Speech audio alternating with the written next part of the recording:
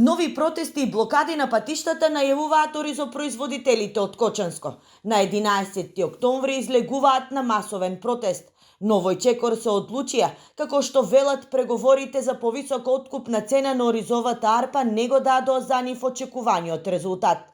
Тие посочуваат дека нема абер ниту од исплатата на интервентната мерка, како и откуп на ориз за стоковите резерви. Од пато не се тргаме више. Ово е крајно што го прават. Таква неодговорност. До сега ниедна влада не имаат према земјоделецот. Земјоделецот за овие 5 години е тотално уништен. Не е само оризот, тука е пченицата, тука е со свињето, тука е пољоделство, земјоделство. Пунктовите се уште официјално не се отворени, но се шпекулира дека оризовата арпа ќе се откупува од 22 до 25 денари. Земјоделците прашуваат како да преживеат и покрај тоа што им утврдена производна цена во висина од 27 денари.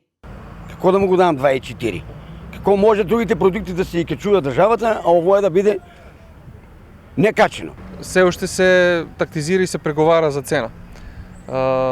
Мислам дека е касно. Роковите се промашени и тоа нас ке многу ќе начини. Последен пат оризопроизводителите протестираа минатиот месец. Тогаш, за да се смират страстите и прекинат блокадите, се одржаа неколку состаноци, кои очигледно завршија без конкретна помош за самите земјоделци.